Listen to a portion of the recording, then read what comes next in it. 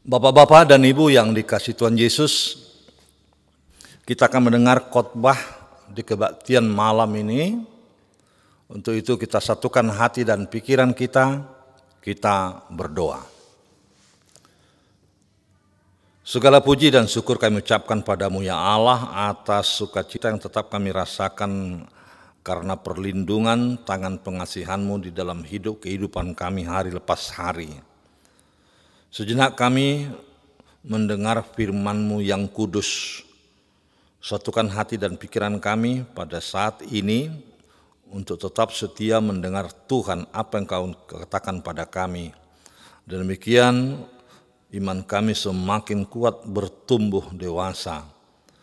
Sertai semua keluarga dan jemaat Tuhan dimanapun yang ada turut serta di dalam ibadah kebaktian malam keluarga ini. Di dalam nama Yesus kami berdoa seraya mengucap syukur. Amin. Saudara-saudara yang dikasihi Tuhan, firman yang menjadi khotbah di kebaktian malam adalah dari kitab Rasul Yakobus pasal 2 ayat 5 sampai 13. Demikian firman Tuhan, saya bacakan untuk kita. Dengarkanlah, hai saudara-saudara yang kukasihi. Bukankah Allah memilih orang-orang yang dianggap miskin oleh dunia ini untuk menjadi kaya dalam iman dan menjadi ahli waris kerajaan yang telah dijanjikannya kepada barang siapa yang mengasihi Dia? Tetapi kamu telah menghinakan orang-orang miskin. Bukankah justru orang-orang kaya yang menindas kamu dan yang menyeret kamu ke pengadilan? Bukankah mereka yang menghujat nama yang mulia yang olehnya kamu menjadi milik Allah? Akan tetapi jikalau kamu menjalankan hukum utama yang tertulis dalam kitab suci, kasihilah sesama manusia seperti dirimu sendiri, kamu berbuat baik. Tetapi jikalau kamu memandang muka, kamu berbuat dosa dan oleh hukum itu menjadi nyata bahwa kamu melakukan pelanggaran. Sebab barang siapa menuruti seluruh hukum itu tetapi mengabaikan satu bagian daripadanya, ia bersalah terhadap seluruhnya. Sebab ia yang mengatakan jangan berzina, ia mengatakan juga jangan membunuh. Jadi jika kamu tidak berzina tetapi membunuh, maka kamu menjadi pelanggar hukum juga. Berkatalah dan berlakulah seperti orang-orang yang dihakimi oleh hukum yang memerdekakan orang. Sebab penghakiman yang tak berbelas kasihan akan berlaku atas orang yang tidak berbelas kasihan. Tetapi belas kasihan akan menang atas penghakiman. Sedemikian firman Tuhan. Saudara-saudaraku yang dikasihi Yesus, acap kali kita memandang orang atau membuat penilaian terhadap seseorang hanyalah yang nampak dari luar, atau kita katakan casingnya. Sehingga kita mencap atau menganggap seseorang itu baik. Apakah itu salah? Jawabannya ya sah-sah saja tentu. Namun saudara-saudara, tidak semua yang nampak itu baik. Karena kita sering terjebak dalam penilaian luar itu dan mengabaikan apa yang ada dalam hati seseorang. Dan ini hampir persis sama dengan khotbah minggu yang lalu tentang kemunafikan. Yakni kemunafikan orang-orang Farisi yang menganjurkan pencucian tangan sebelum makan roti. Sehingga hanya kulit luarnya saja yang nampak. Dan ini adalah tradisi kebiasaan orang-orang tua dulunya yang diwarisi dengan kekakuan tanpa melihat jauh ke hati perasaan nurani terdalam. Tuhan Allah pernah berkata kepada Samuel ketika dia memilih Daud menjadi raja. Ada firman yang tertulis demikian, bukan yang dilihat manusia yang dilihat Allah, tetapi manusia melihat apa yang di depan mata, Tuhan melihat hati. 1 Samuel 16 ayat 7b. Di dalam kitab Amsal juga ada disebut, kemolekan adalah bohong dan kecantikan adalah sia-sia. Bukan berarti kita tidak suka yang cantik. Bukan berarti kita tidak suka yang indah, apalagi dari penampilan. Namun sekali lagi jangan terjebak hanya melihat kulit luarnya. Jangan terjebak dari penampilan semata, karena itu akan mengoceh kita. Atau dengan kata lain, ibarat orang bertopeng yang berpenampilan keren. Harus jujurlah melihat jauh dari hati iman yang dilakukan seseorang atau penampilannya, yakni rohaniahnya. Dan tentu ini tidak soal hanya penilaian dari penampilan, namun juga penilaian dari segi status sosial, pangkat, jabatan, atau harta, kekayaan yang dimiliki. Ada firman yang menyebut, kekayaan menambah banyak sahabat, tetapi orang miskin ditinggalkan sahabatnya. Amsal 19 ayat 4. Khotbah ini saudara-saudara mengajak kita jangan membuat perbedaan atau jangan memuja yang satu sedangkan yang lain dilecehkan. Sebab itu kita diajak merenungkan yang pertama, jauhilah diskriminasi kaya dan miskin. Apa yang kita nilai dari sini? Banyak orang membuat penilaian tolok ukur hal miskin hanya status sosial ekonomis, padahal ada nilai tambah yang tidak dapat pada orang lain, saudara-saudara. Dan ini kita akan lihat dari spiritualitasnya atau imannya. Firman Tuhan menganggap dan menyapa bahwa orang yang enggak miskin oleh dunia justru kaya dalam iman. Penilaian ini tidak hanya terjadi zaman sekarang, dari dulu juga sudah ada, saudara-saudara. Lahir dari perbedaan-perbedaan yang disinggung oleh Rasul Yakobus tentang status sosial. Orang miskin cenderung diperlakukan orang kaya, dan orang kaya diistimewakan. Dan mereka memandang rendah dan hina jemaat yang miskin. Hal ini adalah tindakan yang jahat, saudara-saudara. Sehingga ayat 4 disebut, bukankah kamu telah membuat pembedaan dalam hatimu dan bertindak sebagai hakim dengan pikiran yang jahat? Yang pasti Tuhan tidak pernah membuat perbedaan, saudara-saudara. Semua sama di hadapannya. Dan semua sederajat. Dengan demikian siapa yang bertindak semena-mena terhadap orang yang miskin berarti melakukan tindakan yang bertentangan dengan firman Allah. Karena justru Tuhan sendiri mengasihi dan memperhatikan kehidupan orang-orang yang lemah, orang yang hina, apalagi juga orang yang miskin, Tuhan pandang yang berbeda dengan pandangan manusia. Sehingga hal ini menganjurkan kita supaya tidak memandang atau pilih tebu, memandang hina dan membeda-bedakan, atau bahkan membuat diskriminasi antara kaya dan miskin. Hiduplah di dalam kasih. Karena kasih adalah dasar kekristenan kita, salah satu yang lahir dari apa yang dikatakan Tuhan Yesus. Kasihilah sesamamu manusia sama seperti engkau mengasihi dirimu sendiri. Orang Kristen tidak boleh memandang muka. Orang Kristen tidak boleh melecehkan atau pilih kasih.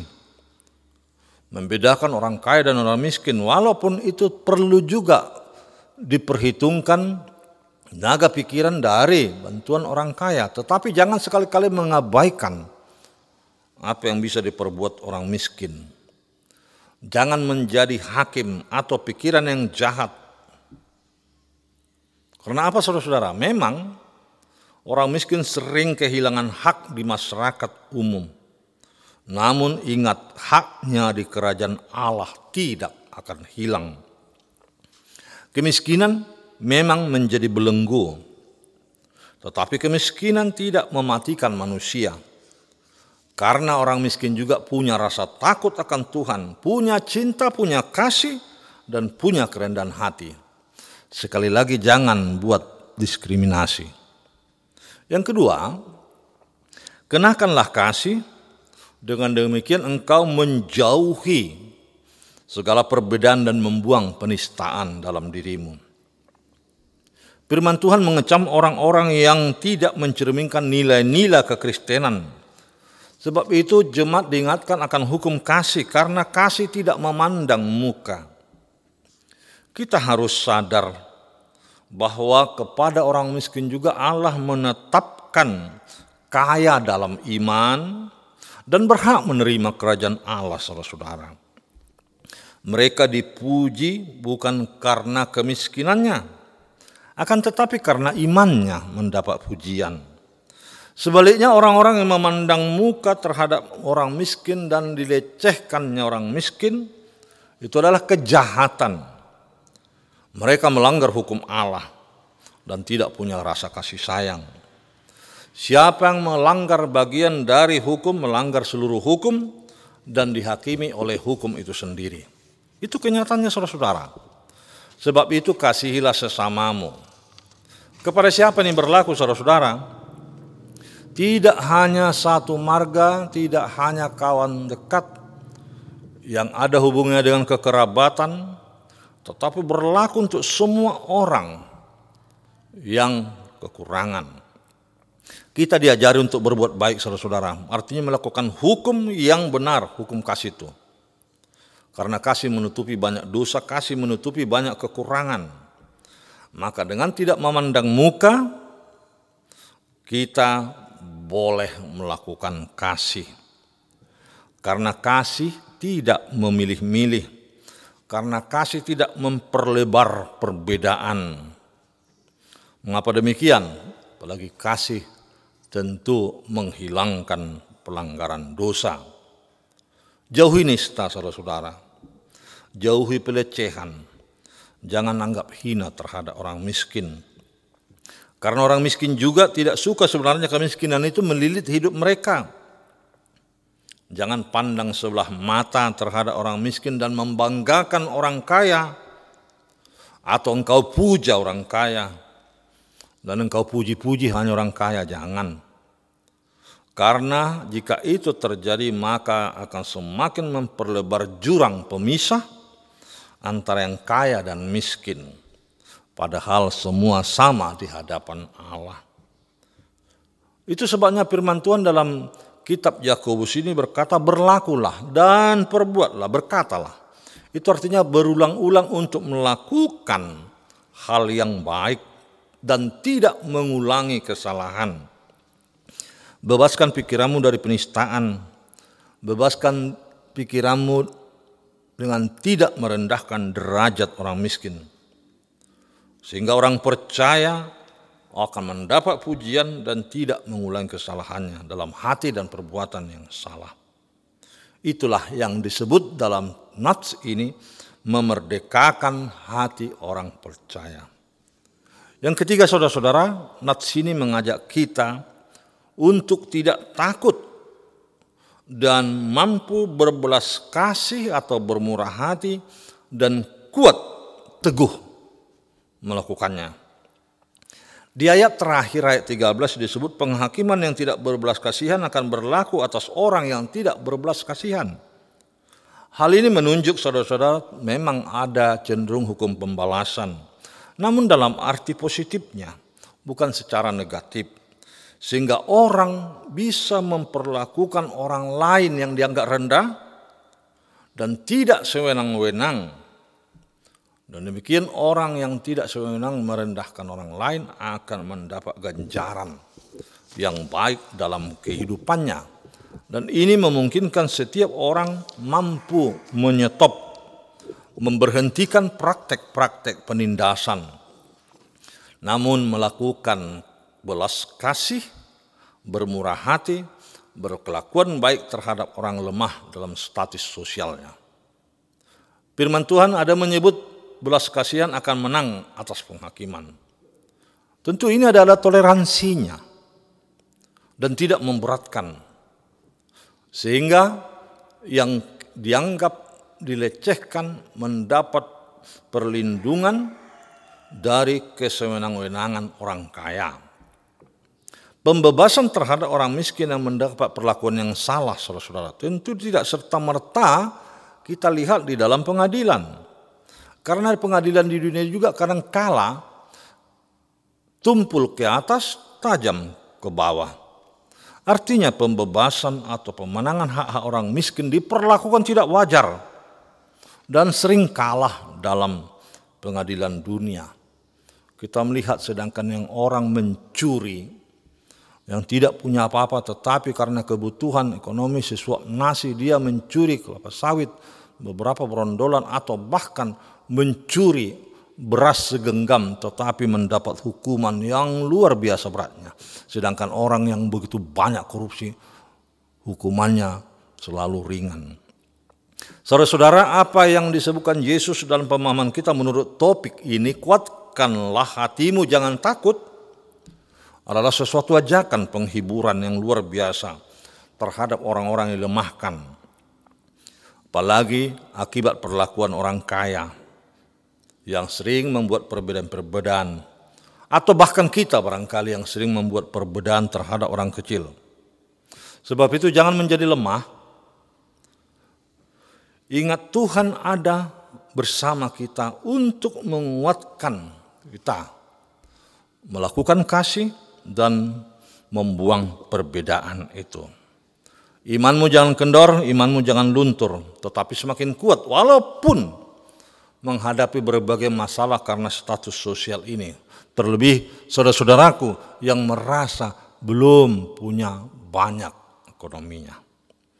Sebab itu, kuatkanlah hatimu, itu berarti menangkan perjuangan imanmu. Jangan takut,